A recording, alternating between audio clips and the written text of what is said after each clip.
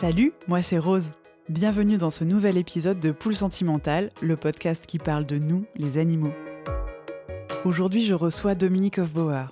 Dominique est éducateur en éthique animale. Il travaille depuis de nombreuses années avec des associations engagées pour les animaux non humains et actuellement au sein de L214 Éducation. Il en connaît un rayon sur l'histoire des lois de protection animale.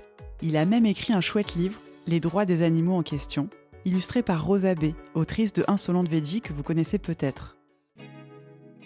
Je me suis dit que ce serait intéressant de faire sa connaissance pour continuer la réflexion entamée dans les épisodes précédents. Avec Dominique, on va parler d'éthique, de droit, mais aussi de philosophie, de spécisme, d'éthologie. Et nous ferons un tour des avancées expérimentées dans certains pays. Ouvrez grand vos oreilles et vos cœurs. C'est parti. Bonjour Dominique. Bonjour Rose. Alors Dominique, est-ce que vous pouvez nous dire qui vous êtes ? Alors je suis Dominique Hofbauer. Je travaille pour l'association L214, qui est une association de défense des animaux. Au sein de l'association L214, j'ai un rôle particulier.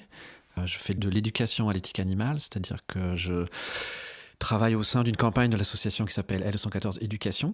On est un petit groupe de 3 employés qui concevons, réalisons, diffusons des outils éducatifs, pédagogiques pour aborder la question animale avec un jeune public.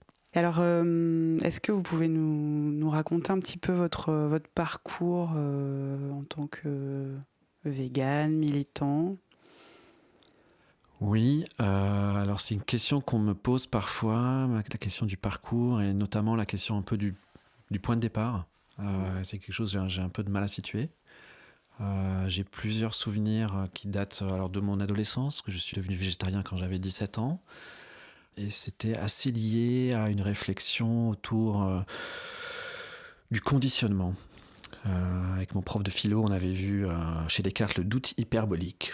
Donc, de comment douter de tout dans la démarche de Descartes, il y a ce doute qui finit par ne pas pouvoir douter de lui-même. Donc on peut douter de tout, mais sauf du fait qu'on doute.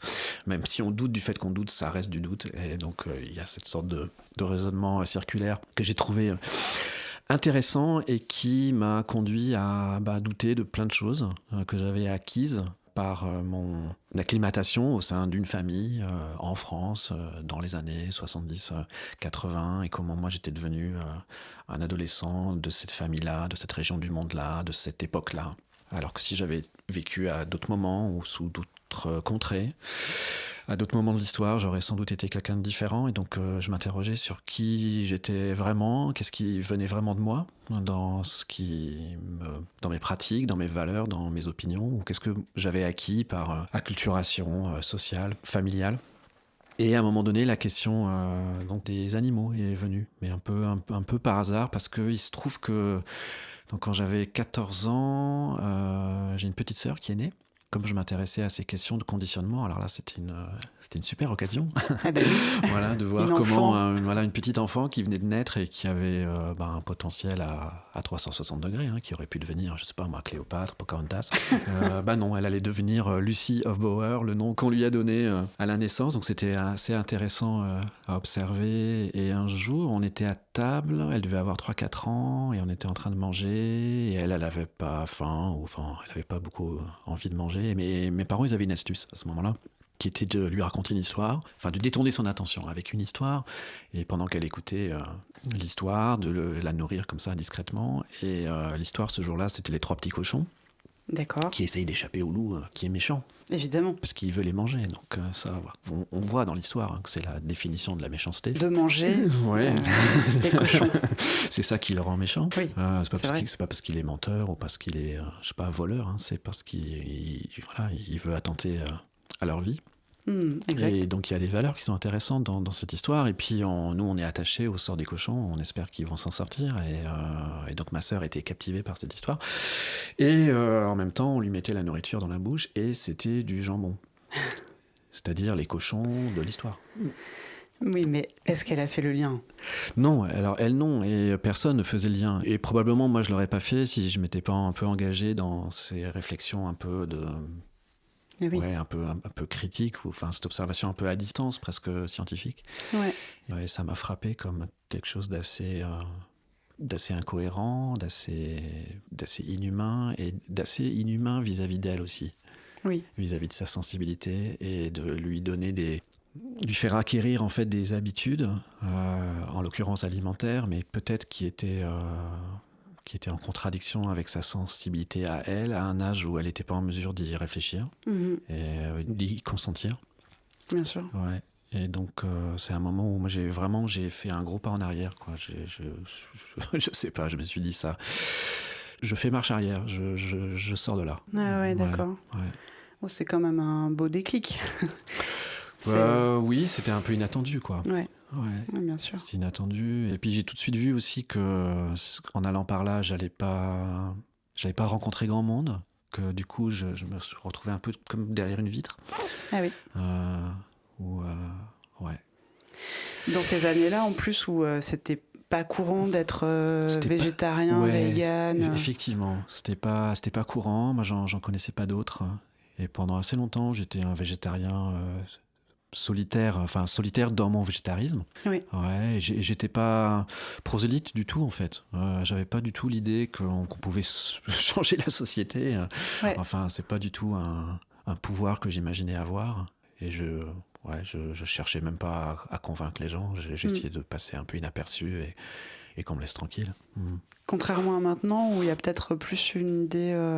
Alors, ça a tout changé, effectivement, Alors, beaucoup plus tard, en fait, quand j'avais 35 ans. Donc, c'est quand même, après 20 ans de végétarisme un peu dans mon coin, où c'est Internet, en fait. Un jour, j'ai eu une adresse email. On est allé sur Internet avec ses modems et tout, avec un ordinateur. Et puis, je m'intéressais à des choses qui m'intéressaient. Essentiellement la musique. Et puis un jour, j'ai tapé végétarien. Et puis, je suis tombé sur tout un tas de forums, de listes. J'ai vu qu'il y avait des manifestations, qu'il y avait un truc dans quelques mois à Paris qui s'appelait la Veggie Pride. Et qu'il y avait des gens qui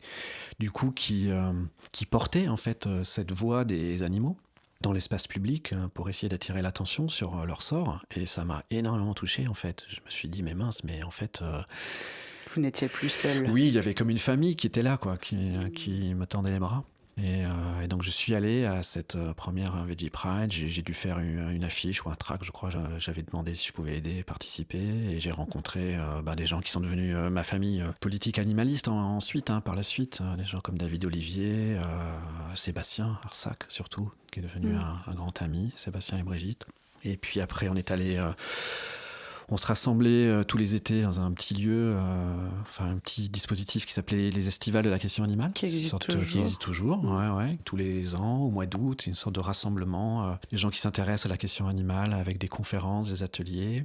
Et puis, il y avait un garçon là qui s'appelait Antoine Comiti, qui avait fait une conférence sur Henri Spira, qui est un militant américain, qui avait fait plier des grandes marques de cosmétiques, par exemple Revlon aux États-Unis, et qui était un proche de Peter Singer, qui avait rencontré Peter Singer, qui était un militant syndicaliste plutôt de gauche au départ, pas du tout dans la question animale non plus, lui, dans toute une première partie de sa vie, et qui ensuite était allé écouter une conférence de Peter Singer à l'université, et que ça avait complètement réorienté son combat, mais qui utilisait les mêmes techniques en fait qu'il utilisait quand il était syndicaliste, de manière de mettre de la pression sur des décideurs, sur le monde politique, et avec une stratégie que Peter Singer a développée ensuite dans un livre qui s'appelle La théorie du tube de dentifrice, consacré à la vie d'Henri Spira et à sa méthode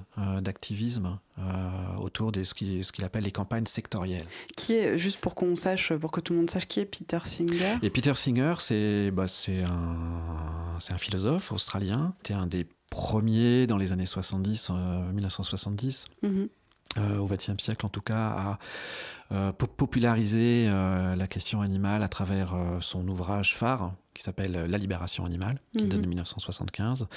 Et Peter Singer faisait partie d'un petit groupe à Oxford. Il était étudiant à Oxford en philosophie. Et il a développé la notion de spécisme, notamment D'accord. dont on pourra parler. Enfin, c'est pas lui qui l'a développé, c'est un de ses proches, Richard Ryder, mais c'est lui qui l'a beaucoup popularisé dans son livre La libération animale. Et donc Antoine Comitier était venu avec un documentaire de Peter Singer sur Henri Spira et sur cette stratégie un peu de ce qu'il appelle les campagnes sectorielles, c'est-à-dire qui est un peu la stratégie de L214 aujourd'hui. D'accord. C'est-à-dire porter évidemment un discours abolitionniste clair, c'est-à-dire être clair sur là où on veut aller, mais en même temps essayer de réduire le champ de ce qu'il est autorisé de faire aux animaux, ou des torts qu'on peut leur causer, ou des pratiques qui peuvent leur nuire, à chaque fois qu'on en a l'occasion, que ce soit en termes d'agenda politique, que ce soit en termes d'alternatives techniques, par exemple. Dans le domaine de l'expérimentation, par exemple, il y a des choses qui se développent. Et du coup, comment est-ce qu'on peut se saisir de ça pour réduire partout où on peut, quand on peut, le nombre d'animaux qui souffrent et qui meurent. D'accord. Et donc, dans ces années-là, vous avez rencontré donc, Sébastien Arsac. Et qu'est-ce qui s'est passé ? On a été très marqués par ce documentaire sur Henri Spira.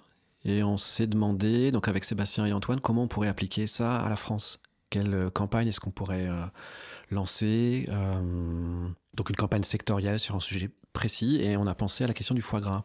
Et donc c'est comme ça qu'on a créé un petit collectif qui s'appelait Stop Gavage sur la question du foie gras et qui a fonctionné pendant 2-3 ans, exactement comme fonctionne L214 aujourd'hui, c'est-à-dire avec des enquêtes en vidéo pour documenter les pratiques, avec un travail assez approfondi sur à la fois les sources scientifiques, vétérinaires, et les documents des filières elles-mêmes, donc les documents techniques, et de manière à développer un peu une expertise sur ce sujet. Et donc on a fait une enquête en caméra dans différents élevages, dans les abattoirs de canards gras, qui avait fait l'objet d'un petit documentaire qui s'appelle Le Gavage en question. Je pense qu'on peut encore le retrouver. Mais qui en fait contenait en germe ce que L214 est devenu après. Parce que Sébastien ensuite, on est parti un peu chacun de notre côté. Sébastien, il a rejoint une association qui s'appelle Wellfarm. Oui. Ensuite, j'ai rejoint aussi cette association, Wellfarm, pour faire de la pédagogie à l'éthique animale, parce que moi je travaillais déjà dans le domaine de la pédagogie, mais sur un autre registre en fait, dans le domaine de l'histoire et de l'archéologie, mais j'étais intéressé par cette question de la sensibilisation du jeune public, ça depuis assez longtemps. Et puis ensuite, Sébastien a atteint assez rapidement des limites chez Wellfarm, et il rêvait d'une association qui pourrait porter un message attentif aux animaux au point de respecter leur intégrité et leur vie même. C'est-à-dire de lui rêver d'autre chose que simplement donner la possibilité aux animaux d'avoir un accès au plein air dans les élevages. Pas seulement améliorer des qualités de vie mais en fait préserver leur... Et donc pour lui, Et donc pour lui, il manquait une association. Ouais. Et il venait de voir un film de Bertrand Tavernier qui s'appelle L627. vous voyez où est-ce qu'on va arriver. Et puis, et nous, chez Wellfarm, on s'appuyait beaucoup sur un article du Code rural, l'article L214-1, qui reconnaît les animaux comme des êtres sensibles. Mm-hmm. Et il s'est dit, voilà, c'est ça qu'il faudrait qu'on prenne, ce nom. L214, à la fois pour faire connaître cet article, parce qu'il est assez peu connu, il est assez peu appliqué. Donc je rappelle l'article, tout animal étant un être sensible, doit être placé par son propriétaire dans des conditions compatibles avec les impératifs biologiques de son espèce.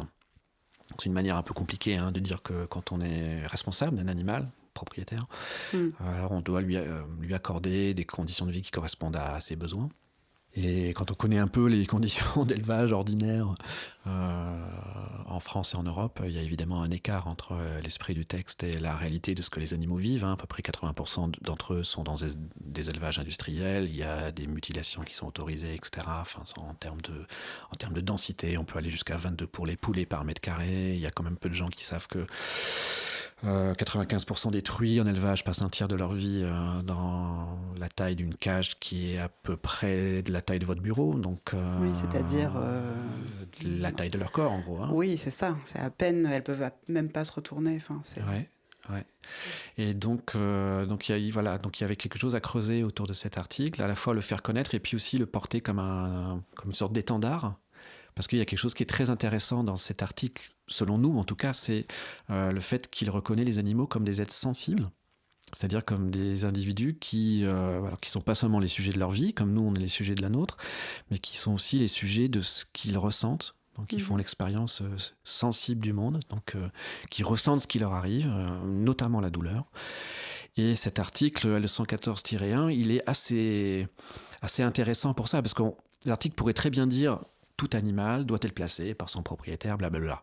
Mais là, il y a une justification. C'est-à-dire, la raison pour laquelle on doit garantir aux animaux des conditions de vie qui correspondent à leurs besoins, c'est parce qu'ils sont sensibles. Donc il y a une articulation entre la sensibilité des animaux, d'une part, et l'impératif moral qui nous incombe pour cette raison. Et oui, bien sûr. Et effectivement, cet article est très très peu appliqué. Enfin, je veux dire, il n'y a pas d'application dans les élevages, etc. Comment on justifie qu'il y ait un article de loi qui soit inscrit et qui ne soit pas appliqué ? Mais parce qu'il est très vague en même temps. C'est-à-dire qu'il énonce un peu un principe, mais en même temps, voilà, les conditions compatibles avec les impératifs biologiques, c'est pas... Alors, l'article ne définit pas quelles sont les conditions. Au niveau européen, non, par exemple... selon les espèces, donc il ne peut pas le définir. Oui, tout à fait. Ouais. Mais ça pourrait faire l'objet d'un certain nombre de décrets, par exemple espèce par espèce. Tout à fait. Qu'est-ce que c'est les conditions qui sont pour une poule ? Alors, il y a des textes européens qui le disent. Ouais. Donc, c'est ça qui fait force de loi. Puis après, voilà, impératif. C'est assez peu évoqué aussi, même invoqué par... des juristes dans les tribunaux, l'article L214, il est assez peu invoqué, justement parce qu'il est flou. Ouais. C'est-à-dire, par exemple, une poule, elle peut vivre... le minimum qu'on doit lui accorder, c'est 750 cm² d'espace de vie. Une poule dans l'Union européenne. C'est la taille d'une feuille A4, en gros. C'est ça. Ouais. Et on considère que ça va avec son espèce, avec ses besoins ? C'est étonnant quand même. Pourtant, elle ne meurt pas. Alors, à quel point est-ce que c'est impératif ? D'accord. Vous voyez, si j'étais un avocat de l'industrie, par exemple, il y a vraiment matière à jouer sur les mots. C'est pas ça qui la tue. Ouais. C'est pas le manque d'espace, c'est tout ça qui la tue.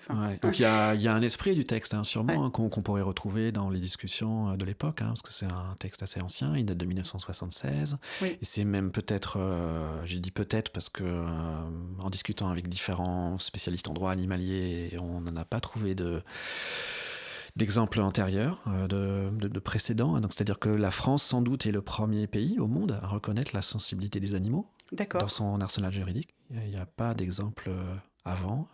Au niveau européen, c'est le protocole d'Amsterdam, c'est 1992. Les animaux sont des êtres sensibles. Avant ça, il n'y a pas... Voilà, alors, les discussions qu'il y a eu autour de ça, clairement, l'esprit de la loi, l'esprit du texte, c'est d'accorder aux animaux des conditions qui respectent leurs besoins élémentaires, évidemment des besoins physiologiques, l'accès à l'eau, l'accès à la nourriture, la santé, l'hygiène, etc. Les besoins comportementaux, avoir suffisamment d'espace, c'est ce qu'on en déduit, mais c'est pas ce que le texte dit exactement. Effectivement. Et alors, vous avez, puisque vous êtes beaucoup dans la transmission, et vous avez écrit un livre qui s'appelle « Les droits des animaux en question », qui est un livre où il y a beaucoup de textes, mais il y a aussi beaucoup de dessins. Ce sont des dessins de Rosa B., qui sont très drôles et corrosifs, qui permettent aussi de souligner, de mettre en lumière toutes les contradictions des préjudices qu'on fait subir aux animaux, en plus de vos textes éclairants avec lesquels j'ai appris pas mal de choses, notamment puisqu'on est sur la sensibilité, la sentience, etc. Ce qui m'a beaucoup questionnée, en fait, j'ignorais pas mal de choses au niveau des expériences qui ont été faites avec les animaux. Alors, je connaissais le test du miroir, qui est le fait d'essayer de savoir si un animal a conscience de soi en voyant son image dans le miroir, mais je ne savais pas qu'on avait réussi à faire parler des singes grâce à la langue des signes. Et voilà, j'aurais voulu que vous nous en parliez un petit peu, si vous pouvez nous donner des exemples de ce qui s'est passé, mettre en contexte ça, et dans quelles conditions ces singes-là ont été testés finalement. Ouais, voilà. Oui, non, parce que c'est de l'expérimentation animale, clairement. C'est ça. Avec toutes les limites que, même si on est dans des rapports bienveillants, C'est quand même des animaux qui sont en captivité, qui sont soumis à une expérience qu'ils n'ont pas choisie. Mais voilà, qui a donné des résultats vraiment palpitants dans les années 1970, surtout aux États-Unis, et c'était dans la foulée de la sortie des premiers films de la série La Planète des Singes, qui est, je sais plus, le premier il est en 67 je crois, enfin en tout cas c'est dans ces années-là. Un peu avant. Un petit peu avant, ok. Ça a été un grand succès de cinéma, et dans ces films, les singes parlent. Oui, tout à fait. Ouais. Et donc ça a donné... Et les humains ne parlent plus. Et les humains ont perdu le... Exactement, sur la planète où ils arrivent, là, dans le premier. Ouais. Ah oui, c'est vrai, ouais, exact. Un inversement des capacités des espèces. Enfin, voilà. Exactement. Les primates, les autres primates, parce qu'il y a des chimpanzés, des orang-outans. Il y a des orang-outans, le professeur Cornelius, tout à fait. Un orang-outan. Ouais. Et donc, ça a donné l'idée à des chercheurs, mais tiens, est-ce qu'on pourrait pas essayer de communiquer avec d'autres grands singes, puisque nous-mêmes, nous sommes des grands singes. Et puis, donc, il y avait déjà eu des expériences qui avaient été tentées, notamment au niveau du langage parlé. Mais bon, il y a des difficultés physiologiques du fait que le larynx est différent. Et voilà, ils ne peuvent pas articuler des sons comme nous. Et puis, donc, rapidement, les recherches se sont orientées vers la langue des signes, puisqu'on on est des primates, on est des quadrumanes, on a des pouces opposables. Et puis, il y a des espèces comme les gorilles qui utilisent déjà un petit peu, apparemment, des gestes, une sorte de gestuelle. Et donc, alors si je dis pas de bêtises, les premières expériences, donc c'est les époux Gardner avec une chimpanzé qui s'appelait Washoe, qui maîtrisait quelque chose comme 2500 mots. 2500 mots, c'est... Signes, voilà. Oui, en langue des signes, qui comprenait l'anglais oral, parlé. D'accord. Mais qui pouvait pas répondre, et donc il y avait cette langue en plus, voilà, à elle pour répondre. Elle a enseigné ce langage à son fils adoptif, Louis, sans intervention des chercheurs, vraiment spontanément. Ouais. Okay. Spontanément. Et il y en a eu plusieurs. Et donc il y a un orang-outan qui s'appelait Shantek, une gorille assez connue, qui s'appelait Coco. Oui, Coco. Qui est morte il y a 4-5 ans, qui a vécu 48 ans avec donc une chercheuse, une psychologue, qui s'appelait Francine Patterson. Coco, elle maîtrisait 1500 mots en langue des signes. C'est une expérience qui est un peu plus controversée que les autres parce qu'elle s'est déroulée vraiment à la maison et sans cadre universitaire, sans protocole scientifique. En fait, on ne peut se baser que sur ce qu'en dit Francine Patterson et ce qu'elle publie, que voilà, c'est à prendre avec des pincettes. Mais il y a un moment qui est assez célèbre où elle a eu une amitié avec un chaton qui s'appelle All Ball, Boulette, et qui est une amitié qui est documentée en vidéo et qui crève l'écran. Il y a un film de Barbet Schroeder, un documentaire qui s'appelle Coco la gorille. Tout à fait. Voilà. Après, il y a une réaction au moment où le chat a un accident, où on voit Coco, semble-t-il, pleurer, mais ça c'est un peu plus controversé chez les primatologues. Voilà, parce que bon, c'est pas une séquence d'une traite, il y a un montage, c'est sujet à doute. Enfin, ce dont on est sûr, c'est qu'il y a eu des échanges presque verbaux, sauf qu'il n'y avait pas le verbe au niveau des singes, mais entre des humains et d'autres singes. Oui, et puis il y a une expérience qui se poursuit avec un primate qui existe toujours, un bonobo qui s'appelle Candy, et qui communique avec une sorte de... avant que les tablettes deviennent très répandues, mais lui, il avait déjà une sorte de tablette avec des emojis, et je sais plus, il en a quelque chose comme 500. D'accord. Et il communique avec ça. Est-ce que c'est lui qui a demandé la clé de sa cage Ah, ça c'est Shantek, orang-outan, qui était donc en captivité, donc ces animaux-là étaient en captivité, et il était assez roublard. Il faisait semblant des fois il se faisait semblant de manger, il cachait de la nourriture dans sa joue et il disait qu'il l'avait mangé ou qu'il l'avait plus. Et D'accord. Puis et il y a un moment où effectivement il demande la clé pour sortir de l'enclos où il est.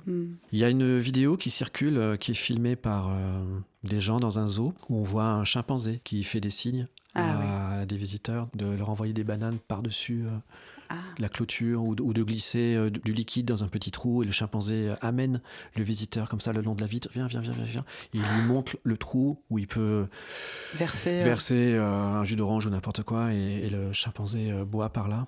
Donc, D'accord.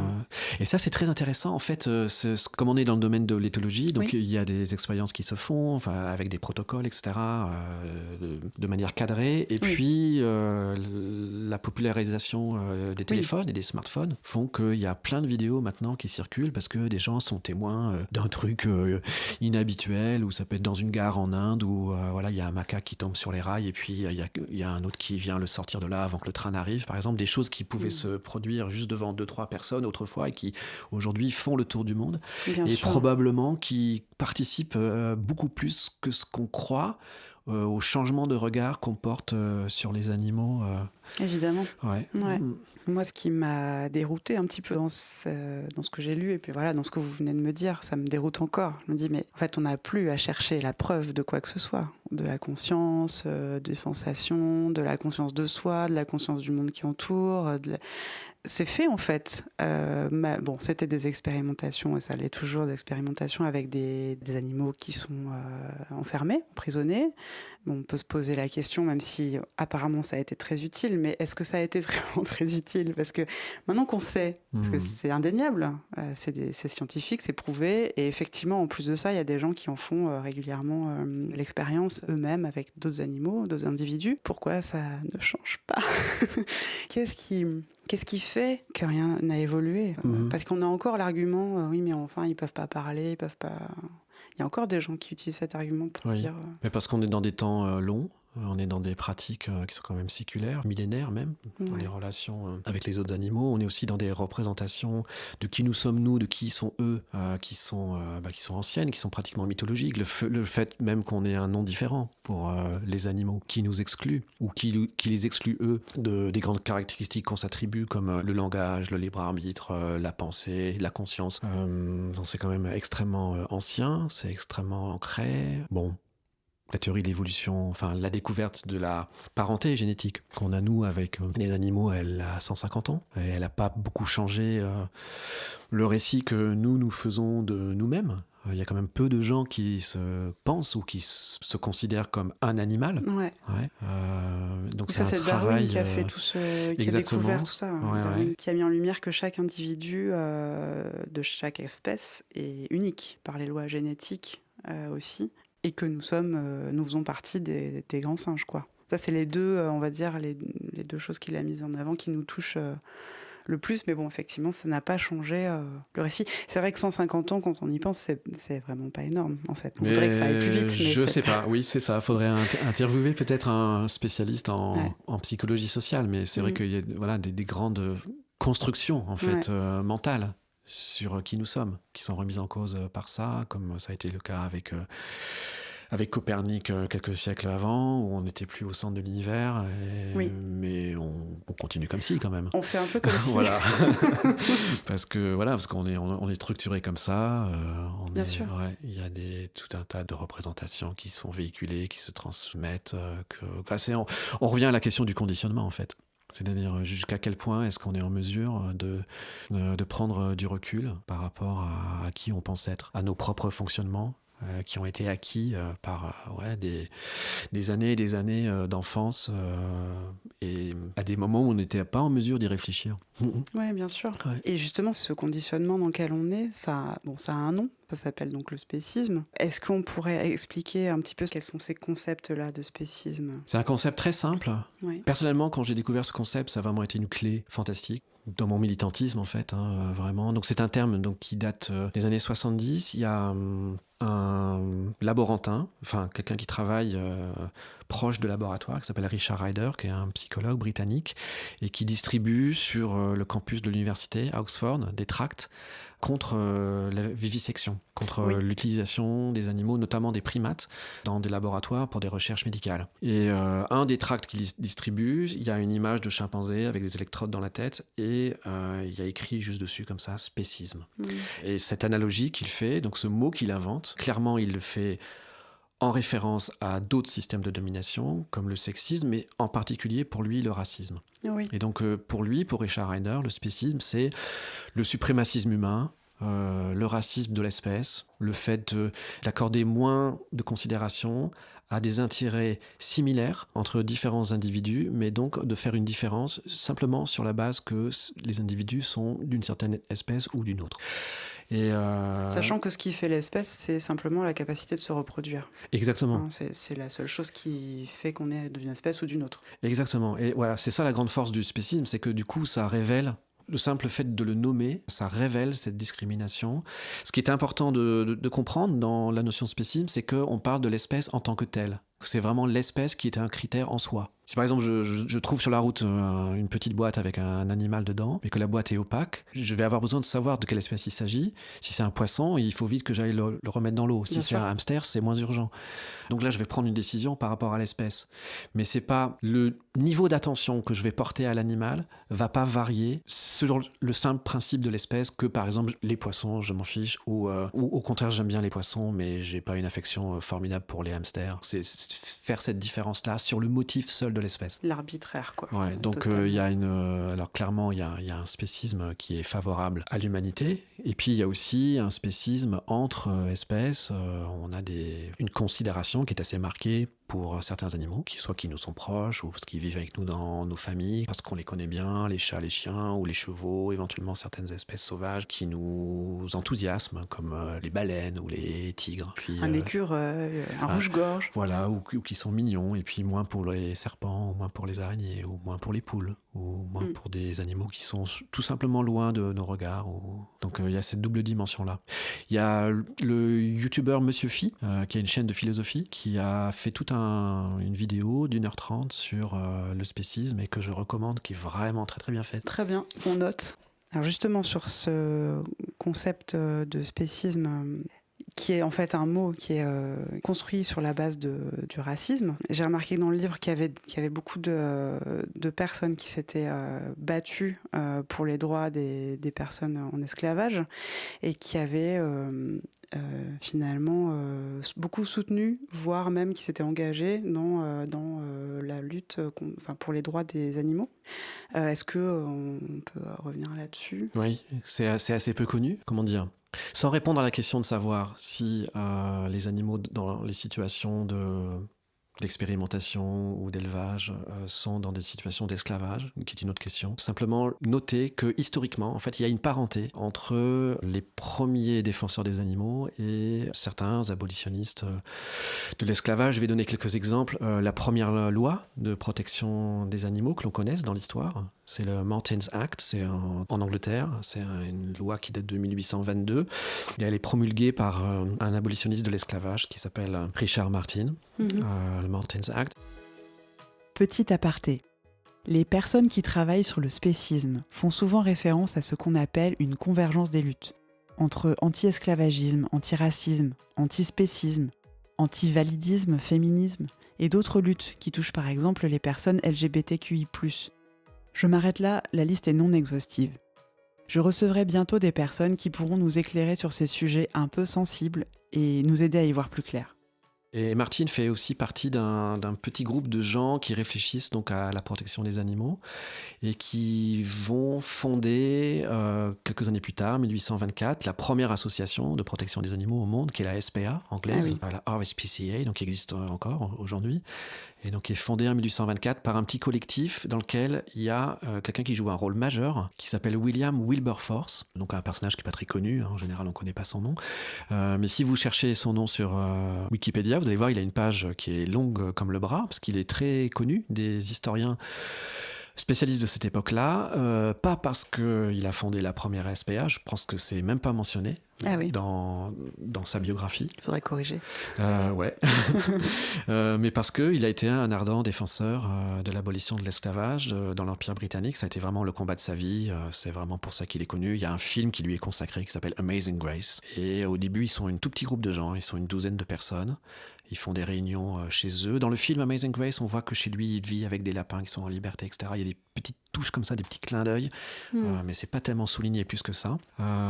Et puis, il va aboutir donc parce que c'est un député, ça, c'est le combat de sa vie, ça va lui prendre une 30aine d'années. Et l'abolition de l'esclavage est votée en 1833. Et donc il y a cette parenté, probablement parce qu'il y a on peut parler de spécisme et de mots compliqués, de spécisme direct et de spécisme indirect, mais en fait...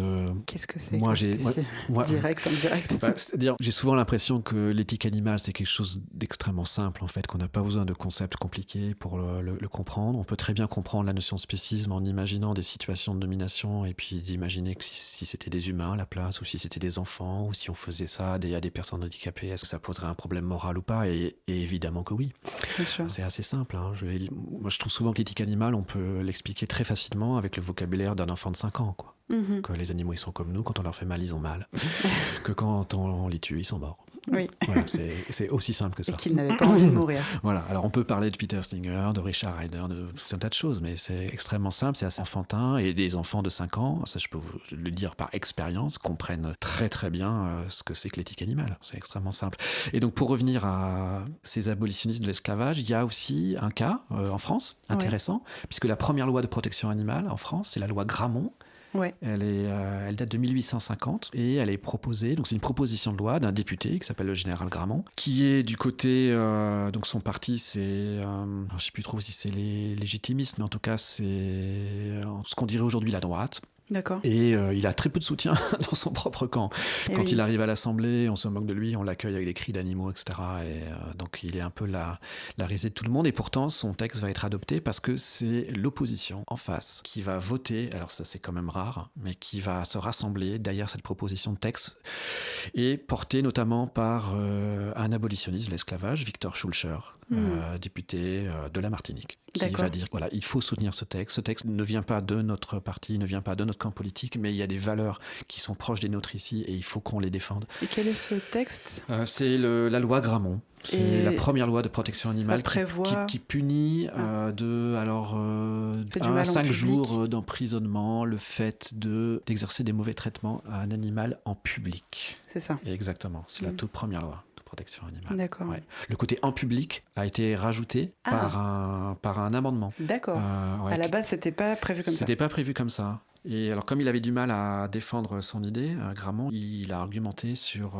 quelque chose qui est très en vogue à l'époque, au 19e, et qu'on retrouve aussi chez les Anglais, chez les premiers protecteurs des animaux en Angleterre, le fait que la cruauté envers les animaux serait le creuset dans lequel l'indifférence à la violence, à la cruauté se forme, et que si on n'arrête pas cette violence qui s'exerce à ce moment-là, elle peut s'exercer aussi sur nous et elle va contaminer les relations qu'on a entre nous, entre humains. Et donc Grammont, il va défendre ça, que protéger les animaux, c'est aussi améliorer la qualité des relations qu'on a entre nous. C'est lutter contre la cruauté en général, c'est lutter contre la violence en général, c'est lutter contre l'indifférence en général, c'est protéger ceux qui sont les plus vulnérables en général, qu'ils soient humains ou non. Et comme il construit son argumentaire sur la notion du spectacle, de la violence et sur l'habituation. Et bien à ce moment-là, il y a un député en face qui s'appelle Desfontaines. D'accord. Et qui dit mais à ce moment-là, on n'a qu'à interdire juste en public. D'accord. Et puis tout le monde vote ça. Voilà. Et ça, l'oncle droit français va se le traîner, entre guillemets, pendant un siècle, parce que ça va être levé seulement je crois que c'est le décret Michelet, donc c'est dans les années 1950. Et c'est pour ça que dans quasiment tous les textes de protection animale aujourd'hui, en France, que ce soit donc l'article qui condamne les actes de cruauté, les sévices graves, ou le fait de mettre à mort sans nécessité un animal, ça c'est l'article R655-1 du Code pénal, par exemple, il y a toujours, virgule, publiquement ou non. Ah, oui. Il y a toujours cette précision qui vient de là. Mais c'est fou ce qu'on se trouve comme excuse et comme possibilité de fuite. Justement, alors, par rapport au droit, etc., est-ce qu'on pourrait expliquer la notion qui me paraît assez simple, mais quand même qui n'est pas trop connue, de agent moral, patient moral. Alors, c'est-à-dire que quand on fait une loi, on essaye de mettre en perspective celui qui fait du tort et celui qui subit le tort, c'est ça ? Ou c'est autre chose ? Non, c'est autre chose. Okay. Oui, c'est tout à fait autre chose. Donc là, les concepts d'agent moral et patient moral, c'est des concepts un peu de base en philosophie morale. C'est-à-dire qu'on considère qu'un agent moral, c'est quelqu'un qui est responsable de ses actes, qui peut être tenu pour responsable, pénalement ou juridiquement, alors qu'un patient moral, c'est quelqu'un qui peut être affecté par les actes d'autrui, d'un agent. Alors évidemment, les agents moraux sont patients moraux, parce qu'ils peuvent se trouver en position de victime. En tout cas, un patient moral, c'est un individu qui n'a pas la capacité forcément à être tenu responsable de ses actes, mais qui a une capacité suffisante à être affecté par les actes d'autrui, ou en tout cas à capacité suffisante ou une sensibilité suffisante pour faire l'objet de considérations dans le cas d'un arbitrage moral ou d'un dilemme moral. C'est-à-dire qu'il est en mesure d'être pris en compte dans une réflexion morale. Et donc souvent dans le domaine de la défense des animaux, on fait la distinction entre les humains qui sont des agents moraux et les animaux qui ne sont pas en mesure d'être des agents moraux, mais néanmoins qui sont affectés par les décisions qu'on prend et qui peuvent les concerner, qui peuvent leur nuire, qui peuvent leur coûter de la douleur, de la souffrance, qui peuvent leur coûter leur liberté ou qui peuvent leur coûter la vie. Donc est-ce que c'est par ce prisme-là qu'on peut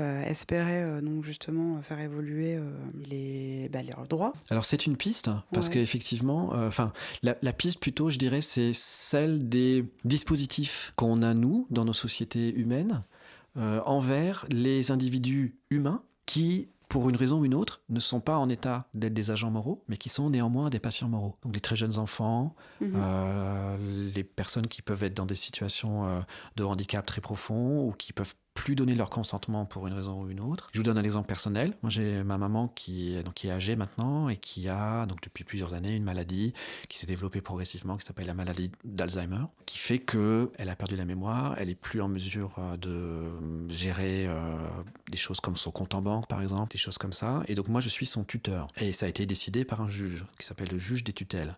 Et le juge des tutelles contrôle les décisions que moi, je prends pour elle, pour vérifier que les décisions que je prends en son nom sont bien dans son intérêt à elle. Donc là, on a un dispositif qui existe déjà, qui est bien connu, et qu'on peut très bien imaginer décliner dans des situations où le patient moral n'est pas forcément un être humain, mais peut être un animal, peut être votre chien, par exemple, peut être un cheval. Il y a dans les initiatives qui sont intéressantes, qui sont un peu en pointe par rapport à ce qu'on appelle un peu la zoopolitique, c'est-à-dire comment est-ce qu'on peut imaginer les animaux comme étant davantage intégrés dans les réflexions morales et politiques, comme des patients moraux, comme des sujets de droit.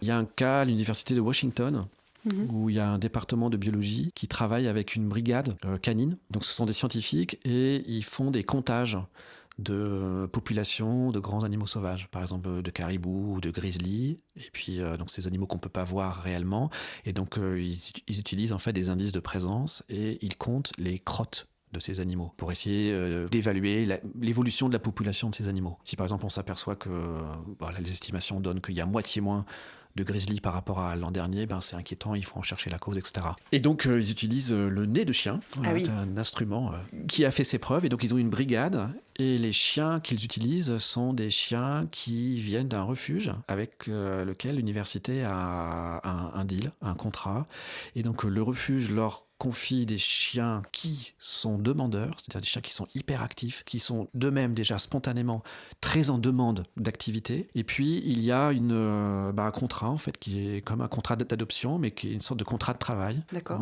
L'université peut garder les chiens seulement pendant 3 ans. Ces chiens, ils ont des horaires, ils ont des week-ends, ils ont des vacances, ils ont la sécurité sociale. Et Génial. à l'issue de ces 3 ans, les scientifiques doivent leur trouver une maison d'accueil définitive où le chien va passer tout le reste de sa vie. Et c'est ça le deal qu'ils ont. Vous voyez, c'est pas la révolution antispéciste, mais c'est une sorte d'exemple gagnant-gagnant où on permet un peu d'imaginer comment ça pourrait être autrement. Comment petit à petit on pourrait avancer avec des petits dispositifs qui sont un peu plus attentifs qu'aujourd'hui au sort des animaux eux-mêmes en tant qu'individus. Alors bon, là c'est un dispositif gagnant-gagnant qui est assez rare, je pense. C'est vraiment gagnant-gagnant.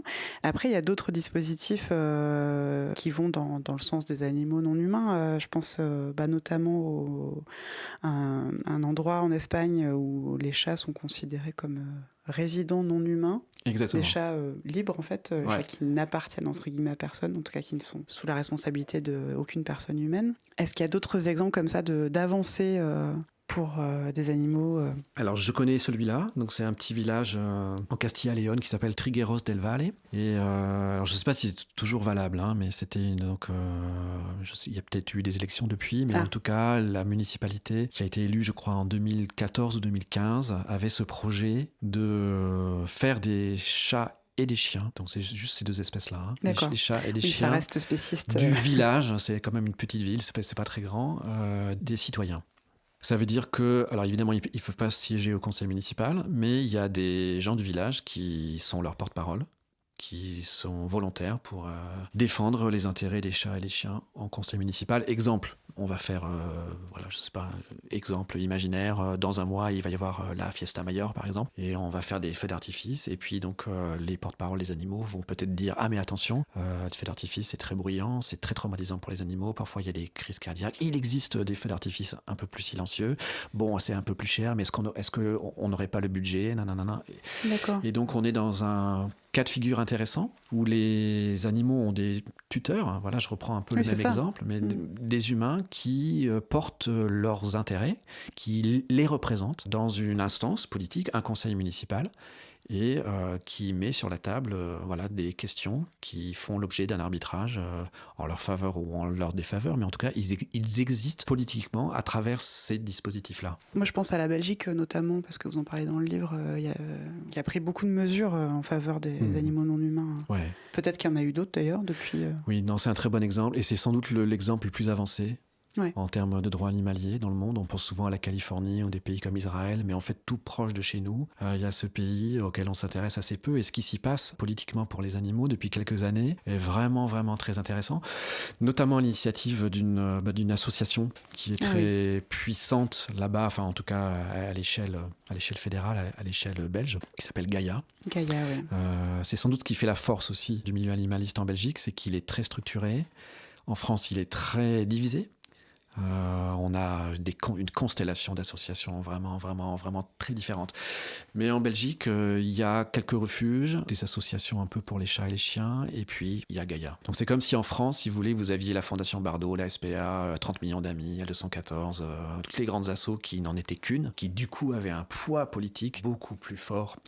Et ils ont obtenu des très grandes avancées. La plus grande, ou en tout cas la plus marquante, ça a été le fait de séparer la compétence du bien-être animal, de la retirer du portefeuille du ministère de l'Agriculture. Ah oui. Voilà, pour des questions de conflit d'intérêts assez évidents. Et d'en faire une compétence ministérielle à part entière. Un ministère créé juste pour ça. Ministère du bien-être animal. Ok. Voilà, et depuis qu'il y a ça, donc c'est depuis 2017, 2018, enfin c'est un peu plus tôt au niveau fédéral, mais donc il y a 3 régions en Belgique, et donc la compétence du bien-être animal ensuite a été déléguée aux régions, donc c'est des compétences maintenant régionales, donc il y a la Wallonie au sud où on parle français, la région de Bruxelles-Capitale, et puis au nord la Flandre où on parle flamand, et dans chacune de ces régions il y a donc un ministre ou une ministre du bien-être animal avec un cabinet, avec un personnel, avec un budget, et avec des comptes à rendre à la société sur les différentes avancées. Et donc il y a plein d'avancées qui ont eu lieu. Le permis de détention pour les animaux de compagnie, par exemple, pour les chats et les chiens, l'interdiction des nouvelles installations de poules en cage en Wallonie. D'accord. C'est une poule sur 3 en France qui vit en cage, et en Wallonie ça va bientôt être fini. L'interdiction des élevages à fourrure en Wallonie et en Flandre. Et le dernier éleveur de fourrure a fait sa déclaration avec 2 ans d'avance, parce qu'il y a toujours ce qu'on appelle un phase-out, un moment où on donne en fait aux professionnels un certain laps de temps. D'accord. Parfois c'est 10 ans pour qu'ils puissent se reconvertir. Et là, il y avait des aides de l'État qui étaient dégressives. Plus on attendait, moins on avait de subventions pour se réorienter. Et c'est normal qu'on ait cette attention par rapport aux professionnels, puisque eux, ils faisaient une activité qui était légale. Et c'est la responsabilité de tout le monde, hein, c'est pas que la leur. C'est toute la société qui accepte ou pas les choses. Ouais. Et donc là, il y a un accompagnement financier. Il y a eu une mesure vraiment très très marquante, c'est l'interdiction de l'abattage sans étourdissement. D'accord, maintenant c'est en interdit. Flandre et en Wallonie. D'accord. Qui est quelque chose de... Et est-ce qu'il y a vraiment un service vétérinaire qui vérifie que l'étourdissement est fait ? Parce qu'il y a l'abattage sans étourdissement pour des raisons, on va dire, religieuses, globalement. Mais il y a aussi, souvent, l'absence d'étourdissement due à un matériel défectueux ou... un manque de précision du matériel, des choses comme ça. Et ça, c'est beaucoup plus difficile à mettre en valeur parce qu'en fait, il faut quelqu'un qui vérifie, quoi.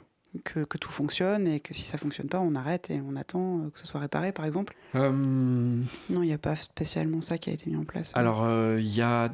Ça, c'est la réglementation européenne, ouais. C'est le règlement abattage. Et il y a des référents et il y a des contrôles sur ce qu'on appelle le poste d'abattage.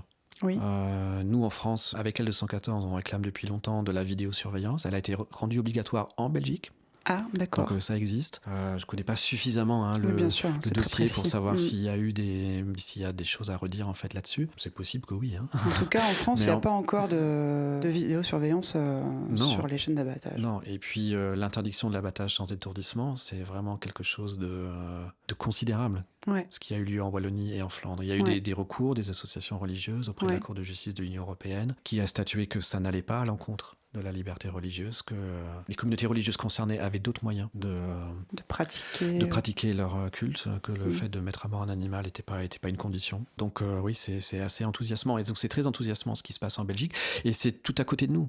Et c'est une moitié du pays qui parle français. C'est notre culture. Enfin, vous voyez, c'est pas exotique, quoi. Ce sont des voisins très très proches, donc, effectivement. Voilà. Du coup, ça laisse les choses paraître, je dirais pas accessibles, parce qu'il y a aussi un contexte politique particulier. En France, on a des lobbies qui sont extrêmement puissants. Ils le sont beaucoup moins en Belgique, mais voilà, on est quand même... Mais comme quoi, c'est possible. Mais comme quoi, c'est possible, voilà, tout à fait. Ça, c'est quand même effectivement enthousiasmant et important à dire, quoi. Que les choses sont possibles, il y a des avancées.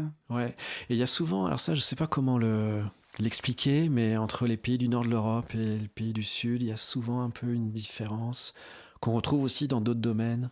Ouais. Dans le domaine d'autres causes, comme les droits de l'enfance ou les droits des personnes LGBT, par exemple. Ou le mariage gay était déjà adopté depuis bien longtemps en Belgique quand on l'a adopté en France. Et il y a ce progressisme, peut-être qui s'explique un peu par une culture protestante, que dans le catholicisme, il y a... Enfin, je sais pas, c'est peut-être une piste, que dans le catholicisme et le protestantisme, il y a des petites différences qui induisent un rapport un peu différent. Mais en même temps, je dis ça, et il se passe des choses très intéressantes en Espagne.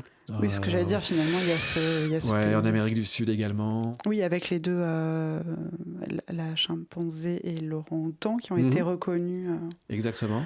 Qui ont été reconnus. Personnes non humaines. Personnes non humaines, ouais. Exactement. C'est ça. Ouais. Il y a quelques années, quoi.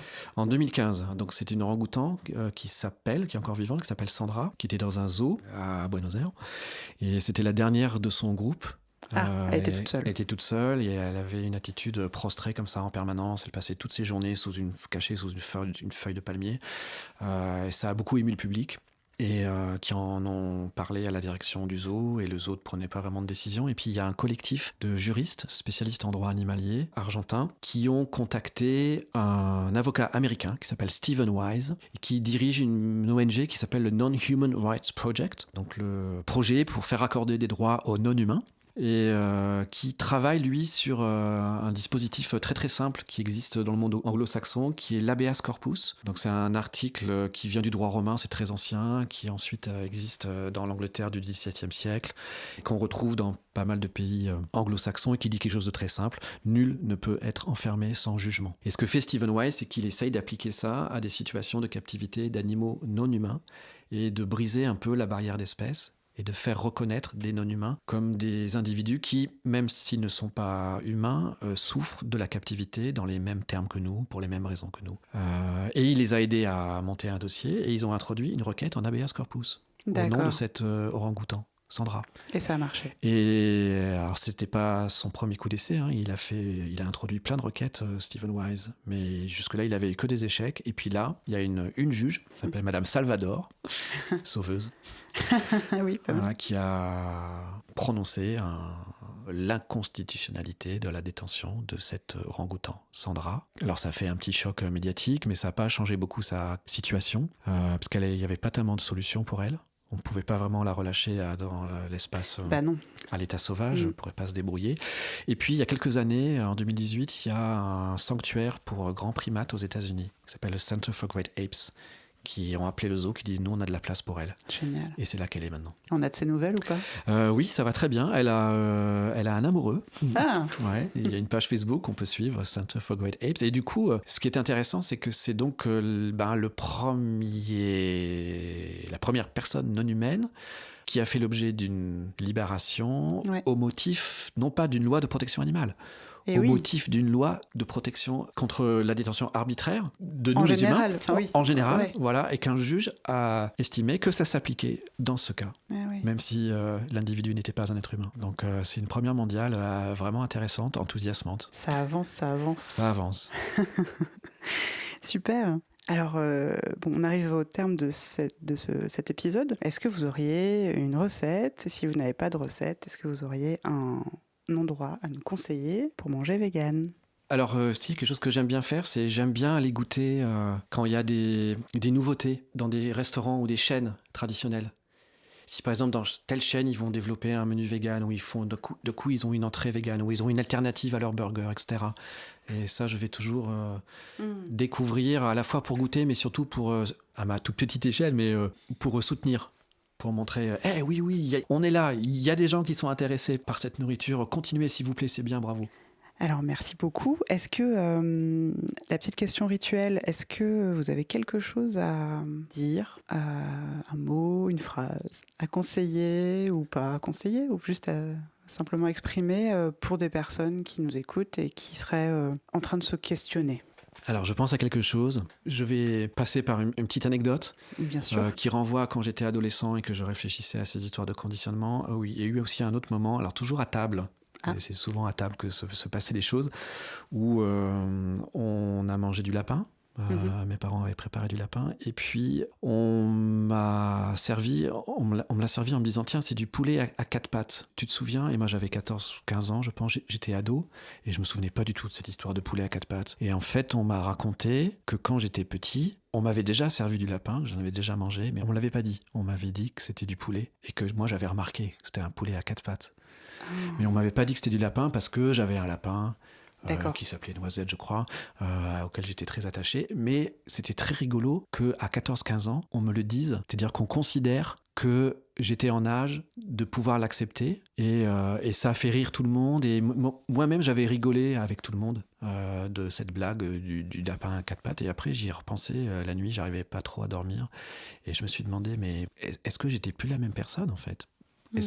Pourquoi est-ce que à 8 ans j'aurais été choqué et pourquoi est-ce que je le serais plus? Et donc j'ai décidé de rester fidèle à l'enfant de 8 ans et de rester choqué et donc un message qu'on pourrait peut-être que j'aurais envie de donner, c'est de jamais avoir peur d'être sensible, d'éprouver des choses et de les assumer. Merci Dominique pour ce témoignage très émouvant et merci d'être venu à Poule Sentimentale. Merci Rose de m'avoir invité, merci. Voilà, chers auditorices, c'était ma rencontre avec Dominique Hofbauer. Si vous écoutez ce podcast, c'est que vous aussi êtes un être sensible et sentient.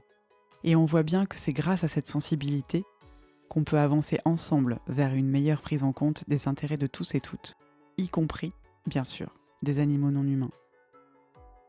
Vous trouverez dans la description de cet épisode toutes les références ainsi que des liens pour vous aider à creuser les nombreux sujets que nous avons abordés. Si cet épisode vous plaît, n'hésitez pas à le partager sur les réseaux, à mettre des étoiles dans Apple Podcast ou Spotify, ou des pouces sur YouTube.